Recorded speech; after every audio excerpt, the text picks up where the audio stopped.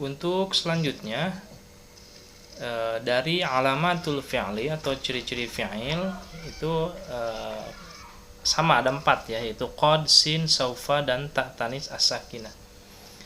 Yang pertama untuk qad, itu penggunaan lafadz qad itu bisa digunakan di fi'il madhi, juga bisa digunakan di fi'il mudhari.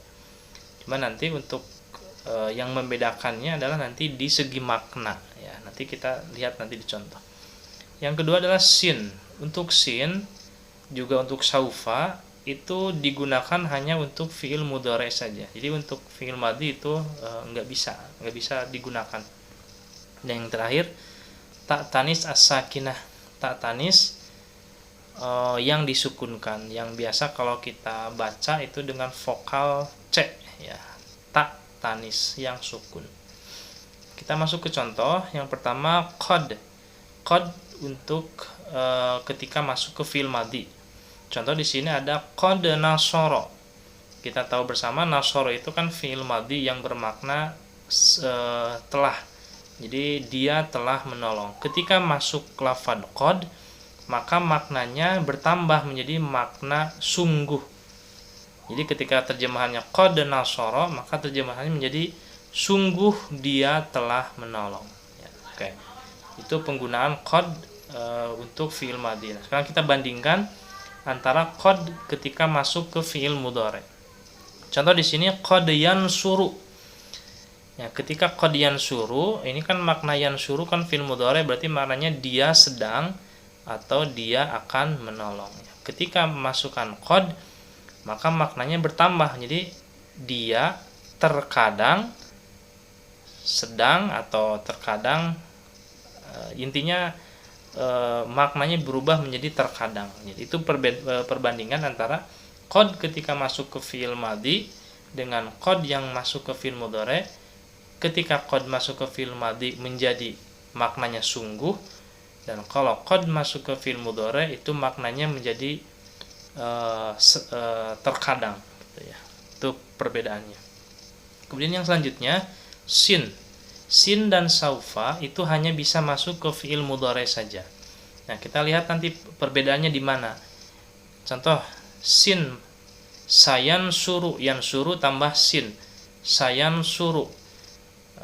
Antara sin yang sayan suru dan saufa yan suru itu terjemahan fiilnya sama, akan menolong. Tapi bedanya adalah ketika sin itu maknanya adalah pekerjaannya itu sebentar lagi lah, masih sebentar lagi, dekat lah. Jadi ketika ada lafaz sayan suruh, maka terjemahannya bisa menjadi dia sebentar lagi akan menolong. Itu untuk yang sin. Untuk yang saufa sendiri itu maknanya adalah makna yang masih jauh gitu, masih lama. Contohnya saufa yansuru, itu maknanya menjadi dia masih lama akan menolongnya. Jadi itu perbedaan ketika sin dan saufa masuk ke fi'il mudhari. Tuh. Dan yang terakhir ta tanis as-sakinah. Jadi ta tanis as-sakinah ini biasa digunakan untuk ciri dari fi'il madhi yang domirnya itu adalah domir hiya. Hiya itu adalah domir untuk menunjukkan perempuan sendiri yang tidak ada di hadapan, atau istilahnya domir goib ya. Jadi hiya nasarat, dia perempuan telah menolong sendiri ya. Itu.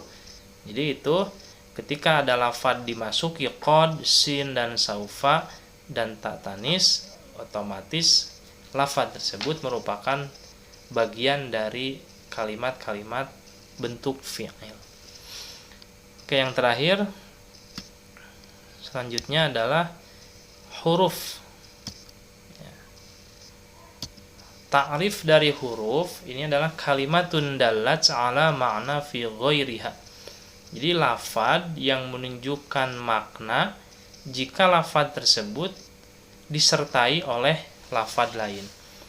Jadi jika huruf tersebut sendiri tanpa disertai lafadz lain, berarti lafadz tersebut enggak bermakna, ya.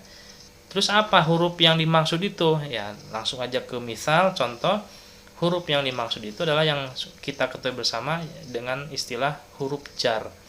Min, ila, an, ala, fi, ruba, ba, kaf, lam.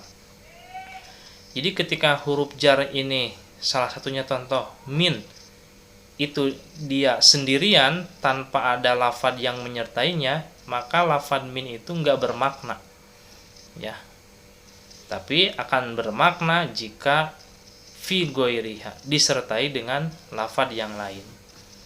Ya, contoh minal masjidi, atau yang tadi di bagian isim yang pertama contohnya minal muslimi, dari seorang muslim. Itu kan ditambah dengan lafadz lain, otomatis si huruf jarnya itu atau lafadz minnya itu lebih bermakna karena menyempurnakan atau disempurnakan oleh kalimat yang lain dari kalimat muslim ataupun yang tadi terakhir contohnya adalah masjid, minal masjid. Nah, itu dari segi ta'rif, ya. Nah, dari segi ciri sendiri, kalau kita merujuk kepada kitab Jurmiyah, yang namanya ciri dari huruf itu adalah ma la yasluhu ma'ahu dalilul ismi wala dalilul fi'li.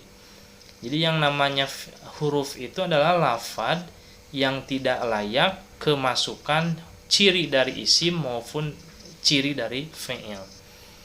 Jadi ketika ciri-ciri isim yang tadi udah kita bahas seperti kemasukan khofad, kemudian kemasukan alif lam, kemasukan tanwin, kemasukan huruf qasam, itu ketika dimasukkan ke huruf jar, salah satu dari huruf jar itu sesuatu yang nggak layak, nggak mungkin lah gitu. Kalau kita buat contoh huruf dipaksakan untuk membuat huruf jar kemasukan salah satu ciri dari isim, coba aja. Contohnya kasroh min nggak bisa jadi mini, nggak bisa. Kemudian al nggak bisa jadi almin. Kemudian tanwin minun nggak bisa jadi minun atau minan atau minin. Atau kemasukan tak tanis minat nggak bisa.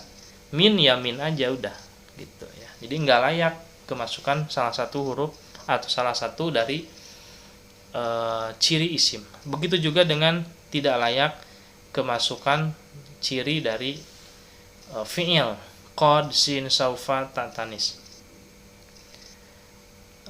Qad min nggak ada, qad min nggak ada, sa min nggak ada, saufa min nggak ada, minat nggak ada. Jadi itu kenapa dalam tandanya juga yang namanya huruf itu merupakan lafadz yang tidak layak dimasuki oleh ciri, baik ciri dari isim maupun ciri dari fi'il. Jadi untuk huruf sendiri bisa lebih bermakna jika digabung dengan kalimat lain sebagai pelengkap lah istilahnya. Baik, untuk video pembelajaran kali ini dicukupkan sekian, mudah-mudahan bisa dipahami dan ada manfaatnya. Insyaallah kita lanjutkan materi selanjutnya di video-video selanjutnya. Sekian, hasbunallahu wa ni'mal wakil. Assalamualaikum warahmatullahi wabarakatuh.